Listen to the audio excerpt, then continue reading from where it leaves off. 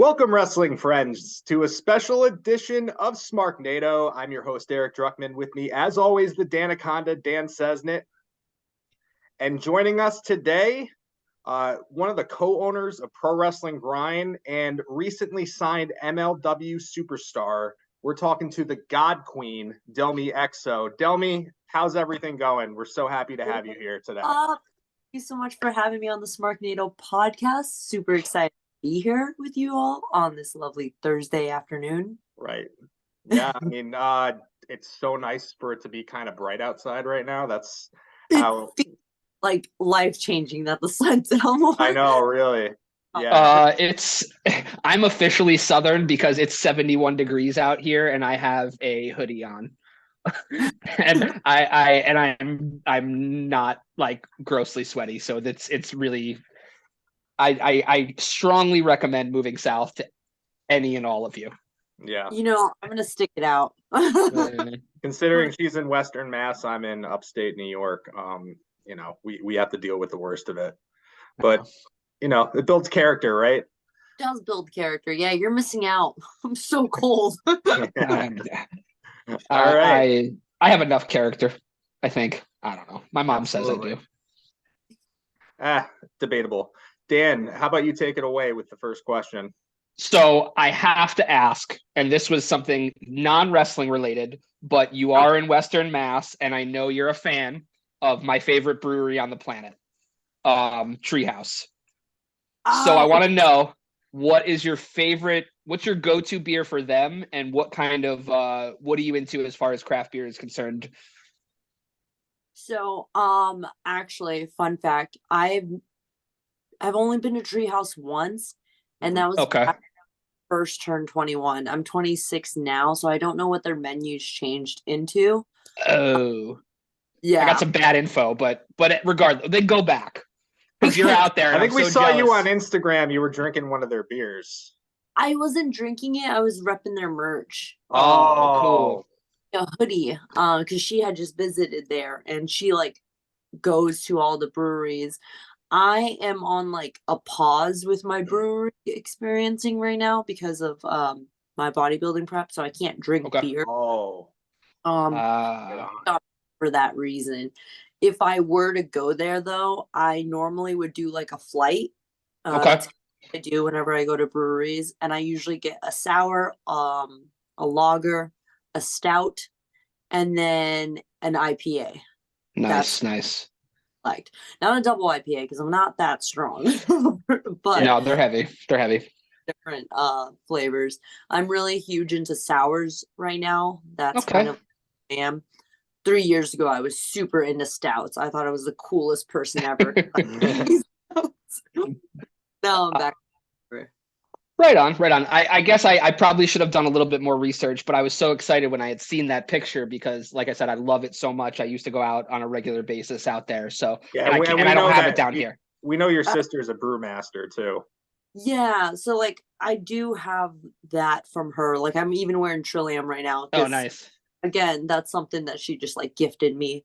Her brewery that she works for. All right, awesome. So, Delmi, what are your earliest memories of pro wrestling, and who did you enjoy as a child?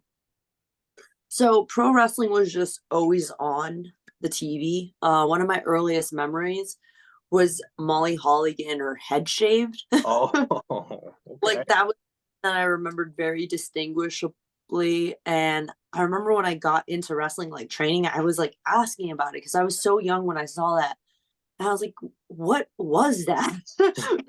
Couldn't even remember who she was. Yeah. I knew Holly, like I knew of her as a kid, but your child memory like doesn't work the same. So like I just remember this visual image of someone getting their head shaved and it being a female. And then as I got into wrestling, I was like, why did this happen? I need to know. And the network, when I started training, didn't exist yet. I think it was like a year out from existing. And like, so in order to actually like deep dive into the history, you had to have like the DVDs or stuff like that, or like YouTube had very limited amount of what they've had posted. Some of my favorite wrestlers are like Triple H and Fury. And it's pretty cool because like now Tajiri's like huge and like follows grind, and it's so weird every time he likes one of our You tweets. liked our tweet. I popped for that. I popped so hard when I saw that. I won't lie. Eric immediately texted me. He was like, Tajiri liked our tweet. Did you see it? I was like, no, but that's awesome. Yeah, that's Weird. so cool. I played him as a kid. Like I was 5, and like I would do all his mannerisms because I couldn't actually play video games. Oh, yeah. Like seeing that every time we get a notification and he likes something from us, it's like so weird. That's cool. Have you ever reached out to try and maybe see if you would ever be willing to do a show? I know he does some indies here and there. Knock on wood, we might have some stuff in the works. We do have some already planted for this year. Yeah. When everything's like, finalized, we'll be able to announce. Cool. That's awesome. Yeah, but I'm excited about what's to come. thanks. Me too. It's not for me. It's for the homies, but Hey, you're a fan too. You're a fan too. Enjoy it. Enjoy it. No doubt. So what was the moment that you knew you wanted to be a professional wrestler? I honestly didn't think that I would be a professional wrestler as a kid. I know everyone like says like, oh, I was a little kid and I wanted to grow up to be a wrestler. I didn't think I could. I was like one of those sick kids. I was always like sick with something. Oh. Ashley wanted to be a wrestler. So I kind of just like watched her get into it. She would always like fight our cousins, like our male cousins, and like beat them up. I wasn't much Give of a them fighter. the fish hook. Yeah, she would literally put them in submissions, and like no one taught her how to do these. She just like she was so strong. Yeah. So that wasn't my thing growing up. But when I went with her to her first day of training, they were like asking me, they were like, oh, are you signing up as well? And I was like, yeah, because I just saw the wrestling ring and it was just so cool. And by then I was like, I kind of grew into my body a little, so I was like not as sickly. So I was like, yeah, like I want to give it a shot. That's cool. That's so cool. Now, I have a question about training because I am not a wrestler, obviously, but like how long of a process is it? Like how long do you go to wrestling school? I guess this is something we could have asked any number of guests we've had, but it sort of just dawned on me. Yeah. For me, I trained for 1.5 years before my first match. I think that was because my trainer was so careful with me because of how young I was.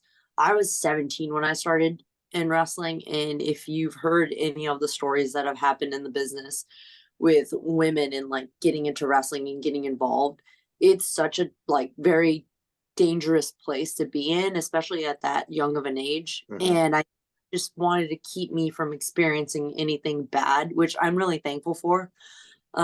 He also just wanted me to be able to hold my own in the ring. Like if someone was like getting too aggressive or like trying to take advantage of like me being green, he wanted to make sure that I could defend myself in the ring, because it wasn't what it is nowadays where like, if you're like unsafe with someone, you're quickly put into your place. Back then it was kind of like the wild, wild west. No pun intended. And so for me, it was 1.5 years, but I've known some people who train for like 6 months and then they throw them out there onto shows, and like, they're not good shows, but they still get thrown out into the world. And then they reach out for bookings and they just like get into this like area where they stop training and they just like are in like a rut because they're just trying to take matches and like build from.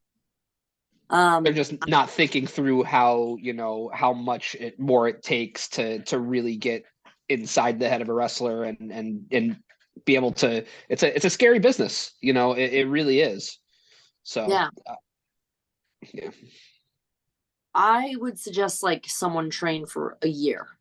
Okay. Because if you train for an entire year and you still love it after that, after like not receiving any of like the the fame or like any of the flowers, and you're still like really passionate about it, then that shows if you're actually committed to wrestling or not. Sounds like a good litmus test for sure. Yeah.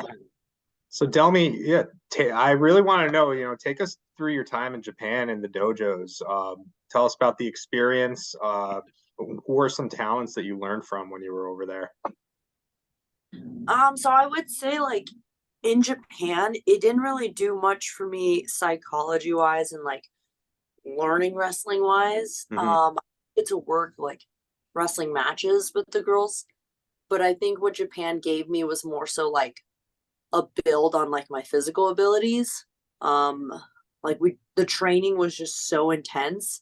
My body was so sore every day. I was taping like a different body part to like keep it together. We Yeah. were training 3 times a day. We would wake up in the morning and like they would basically make you go running. I believe it was like probably like 2 miles because like I've run a mile and like what we ran was more than a mile. And Hmm. I'm about. So we would run in the morning. We would either go back to the dojo right away and like do some sort of like calisthenics or in ring work and then break for lunch. And then we would come back and do more in ring training. And on top of that, me and Masha would also try to fit in our bodybuilding.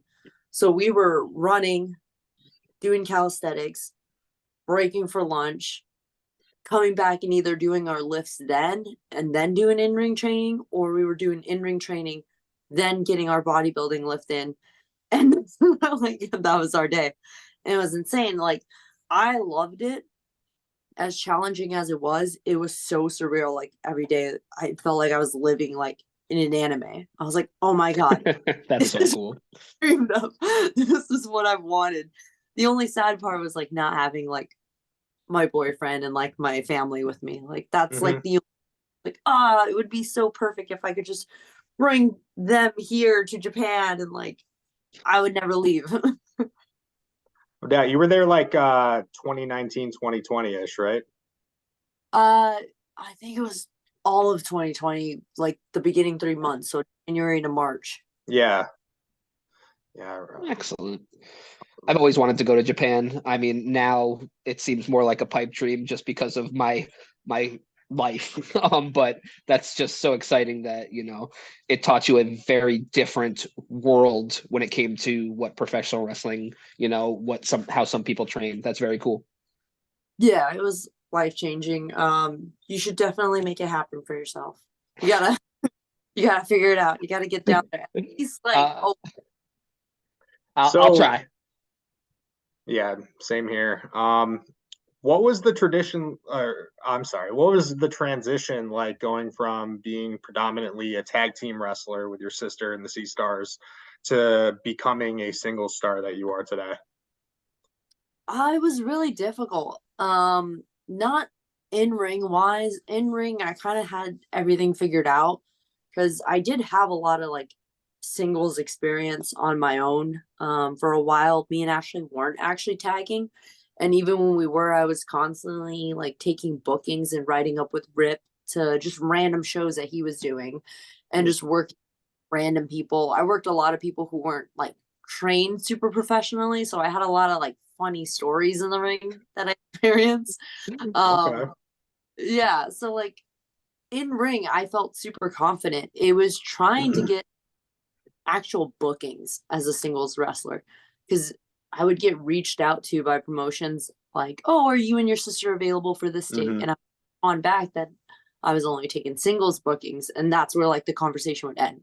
Like I would just get left on red, and Mm. it was like such a bummer. I was like, man, like I don't know how to like break past the ceiling of me Hmm. being a tag wrestler. And I know a lot of tag wrestlers experience this when they try to break out on their own because either like their partner's injured and they're still trying to wrestle and be in the ring, or vice versa. Yeah, absolutely. I mean, bonus question, just based on what you just said. Can you share with us a story of working with someone that's not trained so well? Yeah. So Very excited to do that. the way Rip wrestles now, he actually stole from me wrestling people who weren't trained. It's probably not true. I always tell him this. I'm like, you stole my style. Because before I would take like stupid bumps to make up for the fact that like the wrestling wasn't going to be good. Hmm. Like all my matches were like I knew I couldn't get like a shine in with the girl because she wouldn't be able to take things like arm drags or hip tosses or stuff like that. So I'd be like like I'll go up to the top during my entrance, just jump me, just like beating me up. Immediately the crowd's gonna start booing you. Mm-hmm. This is how and this is how you're like getting the crowd to react. So like boom, she's the bad guy. Crowd hates her. Then we would go to the outside. I would light her up on the outside. Now the crowd's like getting hot because they're like, oh, cool, like this is violence. And the cutoff would always be something where like I take a bump on the floor, like she could just like forearm me. Easy peasy, everyone throw like a fake punch. Boom, one of those, I die. Or she like throws me into the stairs. I eat the stairs. I eat the post. I always had to do something where like I died off a bump. And like it's a reaction because the crowd's like, oh my god, she just died. It was really funny. Like there was one, I actually taught a Canadian how to do a sharpshooter because she wasn't really trained. And so I was just like, yeah, this is how you do it. And I got so excited because like, you don't know how to do this. This is your people. No. I've taken like wind drops from people who weren't trained. Like, yeah, just pick me up and like walk back. Samoan drops, you said? Yeah, like a Samoan drop. It's so easy, One, two. Sure, absolutely. Now, let me ask you this. Now, with the experience that you've had with, poorly trained wrestlers, let's just put it at that. Would you ever would you consider, post wrestling career, if you had to hang it up to be a trainer? Is that a direction you want to go, or is booking sort of more of your, forte, or running these shows like Grind? What would you prefer to do, after you have to lace them up or unlace them? Definitely a 5-year plan for Grind is to set up a wrestling school. I think Rip and Perry are really good with training in ring. They work really well with each other. One's like good cop, bad cop. I'll let you figure out which one's good. I think I can figure that one out. Oh my god. Talking, if you know. So easy. And then I'm more of someone who like is good with if you're calling actual matches. So like come stuff there. I'm not really good at like teaching like how to do a drop kick, because I was the one who was a slow learner. So for me, I would rather like work with like psychology and stuff like that. But yeah, like that's definitely like a future goal of ours to be able to do and like have, especially because we have so much like gym equipment that we would just make it into one big facility, and like it'd be a good place for people in this area to like have that in one area. I love that. That's very cool. Thanks. All right. So over the course of your career thus far, what wrestlers have been your favorite opponents? I liked wrestling Becca. Okay. Obviously. She's really fun to be around. I liked wrestling Billy Starks. Kylan King is someone who I would want to get back in the ring with pretty soon. Very underrated. Yeah, so underrated. And she's such a sweetheart. I got to see her this past weekend, and a couple of the other girlies who like I never really get to share locker rooms with anymore because we're all just so like busy in different territories. It was cool being there. And Brooke Valentine, someone who like I really want to get in the ring with. Jordan Blade, also, I haven't had a single match with her. She's badass.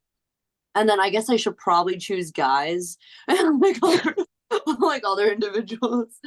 I did like getting in the ring with Anthony Green just because his brain is so like creative and fast, and it's interesting to pick up on like things that he comes up with. Like on the fly, like in like no, just in the ring. Oh, okay. Like in preparation. Okay. Like, the way he like comes up with like transitional things and pieces like that is really, really cool. How much of a match do you lay out ahead of time? Bonus question. For me, yeah. For me, I usually don't call stuff that I would do in a control segment. But like most of it. Before you used to like not call as much, but nowadays you kind of almost have to call more because you want it to be interesting enough. And if you don't have like 10 minutes, there's no point in gray area for like there's no point in leaving room for error. Right. Like, I Cool. could do on the fly that maybe match right before me did, and so it'll look like kind of bad on a show. Yeah. Like, especially if you work a similar style with someone. If I were to do like Snapmare, Mr. Perfect, and like someone before me did that, and I think I'm cool because I called it in the ring. But like, like nowadays everything's recorded and everything's like streamed, so you kind of have to think a little bit ahead. Okay, cool. Very cool. Hear that. All right. So, we're very happy here that you signed with MLW. I, for one, have seen you work so hard over the last year to get to this point. Take us through that day when you found out that you were signed. So it was a couple days just from like back and forth, but I remember waking up, and I always check my phone first thing in the morning. It's like a anxious habit in case like something bad happened. I have to find out. So I checked my phone and I read the email of like the offer, and I like put my phone down and went back to sleep. And I proceeded to have a fever dream of that email and like of the context of it. And so when I woke up in the morning, I thought it was fake. I like kind of went on about my day, and because the notification was cleared, I didn't respond right away. And so I was just like going on about my day. But then it like felt so real to me, and I was like, I'm just gonna double check my email just in case. And I checked back and I was like, holy hell, like this is so weird, but also like I don't want to get my hopes up, but also like kind of cool. So it was kind of real surreal. And like it felt fake. It felt like I was still like I'm reading this wrong. Mm-hmm. All That's right. so sick. I can't wait to see what you do there. You have you we don't follow MLW too closely. You have a fight coming up against Taya, right? Yeah, so what they do is, and it can be a little bit confusing because you see the graphics, but then you don't see clips from the match come up right away. So what they do is we have tapings, and they do promote the matches that are going to be featured on the tapings. Oh, people can come and show up and pay for tickets. And then later on, those matches air through Reel's channel now, which we are going to be partnered with. And so you follow the match on there. I did have a match with Becca the last tapings that we had, and so that match will be airing shortly. We have tapings in April, the first weekend of April, so I will be gone for there, and that's when I will be wrestling against Taya. That's awesome. Thank you. Great. So in addition to Taya, who are some other talents that you are itching to tangle it up with in MLW? I would love to get in the ring with Trish over there. I know they've brought her in. Awesome. Yeah, Jordan Blade is currently part of Alex Kane's faction right now, so maybe get in the ring. I'm assuming most likely. And then Billy Starks also has gotten some work there, but I know she has a busy and a hectic schedule, so not sure if I'll be able to wrestle her there. But just in case, would love to do it on TV. You've mentioned Billy twice now. I'm a big Billy Starks fan. I got to see her wrestle for GCW down here in Charlotte. And like I don't think people even realize from her like online demeanor how nice she genuinely is. It's crazy to me. Like she was so sweet. Like I was like young in this business, so like I have like such a easy connection with her of like getting where she's coming from and like understanding like what position she's in, because it like I don't know, I do respect how much she's been able to do in such a short amount of time, and so I feel like it's just easy to talk to her. She feels like someone who's like genuine versus like I've like come across and like met and stuff. It's interesting that you say that too, because and this is actually a question that I've been wanting to ask you, because my wife is a casual fan, right? She watches AEW, WWE from time to time. She appeases me and watches it. So like as somebody that came up on the indies like many wrestlers, what would you do to maybe increase fandom amongst female casual fans to on the independent level? Because we all know like it's a primarily male driven, fandom. But Mhm. I would like to be able to convince my wife that indie wrestling is fun. So what would you say to somebody that's more of a casual fan like that? So what I've done with promoting for Grind is trying to promote in areas where like young people are at. So like flyering at breweries, flyering at bars, like flyering at places like social events, places that like college kids kind of go through. Mm-hmm. If you do this, it ends up bringing in people who are younger, like a much younger crowd. And because you bring in a much younger crowd, it feels a little more comfortable to be at a wrestling show. It is interesting, like whenever not that I would run a women's show, but whenever I've been at shows that were like women's shows, the crowd that you see there is kind of like older generation, like mostly male fans.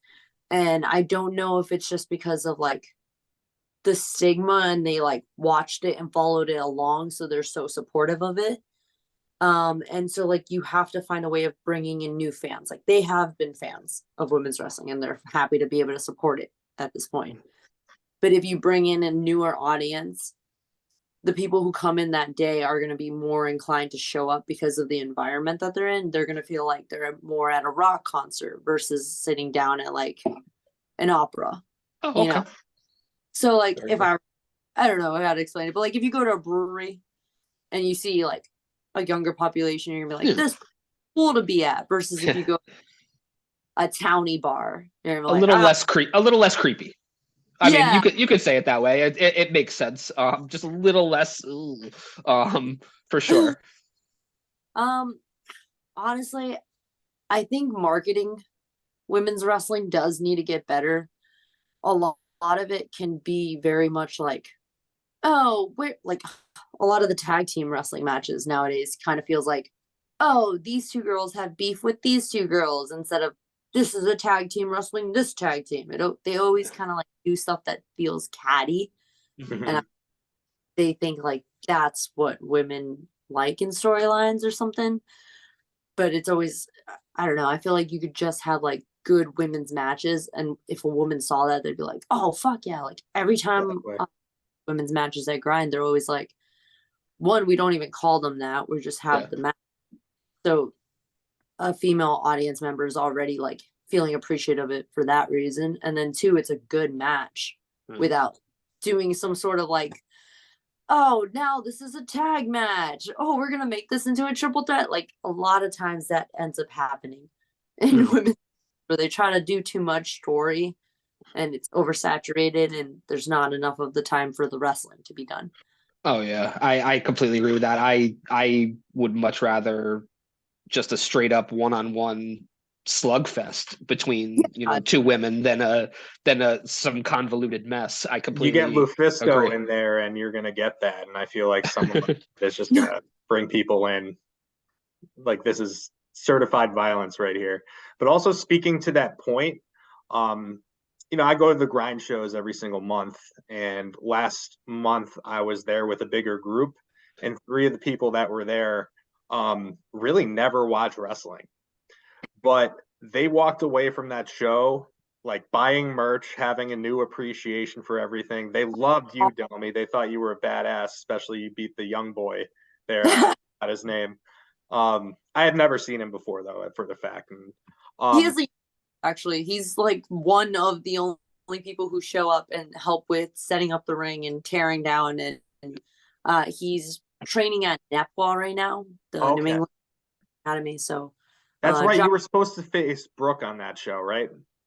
Yeah, she ended up being really sick the day of, and she has like a 7-hour drive that she was gonna do by herself. So she like couldn't make it. Got it. Off. But he had shown up, and he had shown up a couple times now, so we would just put him in that opportunity. Right on, yeah. And again, of those three people, like two of them are surefire going to show up next month, and they don't even watch TV wrestling. They just had such an incredible time. So what you guys do is great, and it really can appeal to anyone. Anyone can have a great time at a wrestling show, as long as, you know, especially if you're sitting in the front row, you feel it and everything. It's a whole experience. I will be there soon. I will be there at some point. Everything's going to line up so I can get to a show because truly Eric has had nothing but good things to say. I check IWTV every day for the upload of the new episode so I can watch it. Like him and our other buddies that have gone to the shows have had nothing but good things to say about the culture and the matches and just the general atmosphere. It's I'm super excited to eventually have the stars align and be able to hit up a show up there. Yeah, it's definitely cool. The amount that we've been able to do in such a little time, everything feels like it just comes together on grind day. Like all the pieces align and everything gets set up and it just runs so smoothly. I'm really thankful of like everyone on board that we have for the team members, because like it's not just me and Rip doing it. Mm-hmm. Like it's a whole team that comes together and gets it done. Fantastic. Awesome. Fantastic. And, so next Friday night, it's Pro Wrestling Grind Stiff Upper Lip, and you'll be facing a woman who has gained a lot of international experience, as well as establishing her name as one of the premier wrestlers in independent wrestling. None other than the international pop star Becca. We've seen your match against her in Limitless Wrestling, and I know you've known Becca for a long time, since the start of her training. So what should we expect from this matchup? Honestly, just a slugfest. I feel like a slugfest. Me and Becca have wrestled. This will be like our 5th or 6th time now, so it only gets better every time we get in the ring together. It's gonna be insane. I'm excited to see East Hampton react to the match. I'm excited to see it get, posted to IWTV later on in the month, and just hoping that it leads to bigger and better things for Grind in terms of our slowly growing women's division that we have coming in. Well, I have a 17-month-old daughter. When do you want to start training her? Anytime now. I think she's ready. She bumps around the house here. She just learned how to walk. So she takes a lot of flatbacks. I won't lie to you, for sure. So toddlers throw themselves everywhere. I know how much stressful it is to watch one. It's fun for me. I let her, like, my wife gets a little worried about it. I'm just like I don't want her to get hurt. I go, just let her fall a little bit. It's not going to kill her. She'll be all right. Yeah, that's how every dad is. They're like, yeah, she's fine. Throwing her. The moms are always the ones who are like worried. Oh my God. Yeah. It's definitely anxiety causing for her, but it's a dad thing. All right. So Delmi, where can people find you online? So very easy. I am on Twitter, Instagram, and TikTok at Delmi Exo. That's EXO. And you can follow me on there. You can follow Grind Puro at Grind Puro, Puro, on Twitter, Instagram, and TikTok as well. Awesome. All right. Well, Delmi, thank you so much for your time. We're really excited about the match next Friday against Becca. You guys are going to tear the fucking house down. And yeah, just good luck to you with everything, with MLW, with the world. Yeah. Thank you so much. Definitely appreciate you coming on. We really love having this connection with Grind, genuinely. Just to be able to sponsor a match a month. We had a great time talking to Rip last month. We had a great time talking to you, and we really, really appreciate you guys coming on. Well, thank you for supporting the Grind. No pun intended. It means a lot to us, all right? It's our pleasure, and everyone keep watching wrestling. Stay fresh, cheese bags.